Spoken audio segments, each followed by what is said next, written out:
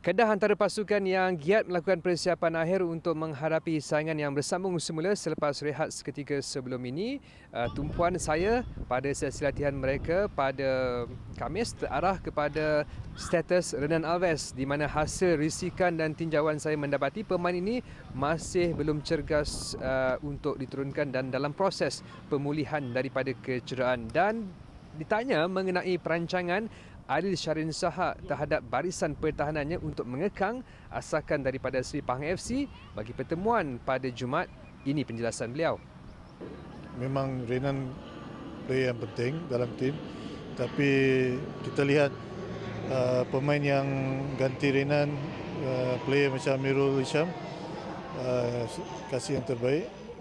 Kita boleh nampak kita cuma concede only 3 goals dalam 5 games. So not only because of him, I think because of all defenders dengan goalkeeper yang performing. So alhamdulillah, I think kita hope with the momentum dengan prestasi mereka akan getting better without Renan.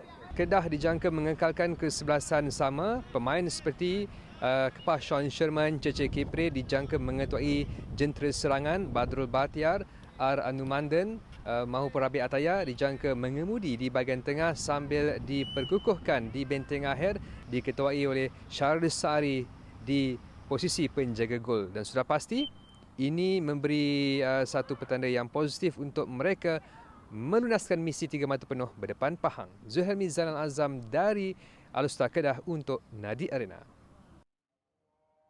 Alright, bersama kita sekarang Zulhelmi Zainal Azam yang kini berada di Alostar. Hello Zul. Okey, soalan ni mesti ramai fans Kedah nak tahu sebab selain daripada Renan Alves yang belum lagi pulih, siapa lagi yang kurang cergas? Zul, ada apa-apa info ke?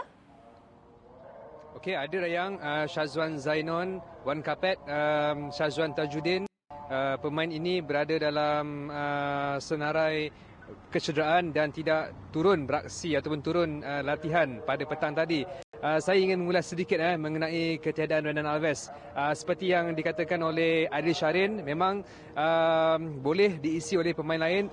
Hisham telah membuktikan dalam 5 perlawanan sebelum ini dengan 3 bolos daripada 5 perlawanan. Satu perkembangan yang baik sebab yang kita panggil sebagai warm bukan pemain pertahanan. Pemain ini adalah pemain midfield. Tetapi sampai bila? Sebab jika Amirul ataupun Bonai, Ronnie Kelvin cedera, tiada pengganti kerana Syazwan Tajuddin injured ketika ini. Yang ada ketika ini R. Anumandan boleh di-convertkan untuk dijadikan sebagai pemain pertahanan dan juga pemain pertahanan seorang lagi, pemain muda, Lokman Hakim. Jadi sebenarnya kebimbangan bagi benteng pertahanan Kedah jika ada masalah yang berlaku membabitkan pemain utama mereka. Tetapi keseluruhannya Kedah bersedia untuk berdepan Seri Pahang FC. Masih bersedia walaupun ada sedikit kebimbangan. Macam mana pula dengan pasukan Pahang, Zul? Ada tak apa-apa berita terbaru yang Zul dengar-dengar boleh share dengan kami kat sini? Okey, seorang pemain yang dijangka terlepas perlawanan bertemu Kedah adalah pemain import iaitu Mamadowik. Saya dimaklumkan pemain ini berada di Kuala Lumpur untuk menjalani proses pemulihan kecederaan dan akan berangkat pada malam ini. Saya kira atas faktor itu pemain ini tidak akan diturunkan. Tapi saya melihat pertemuan mentang Pahang ini adalah misi penting atau perlawanan penting bagi Dolah Saleh kerana saya difahamkan ini perlawanan pertama rasmi Dolah selaku jurulatih, di mana saya difahamkan Seri Pahang FC telah membuat keputusan membabit kedudukan jurulatih.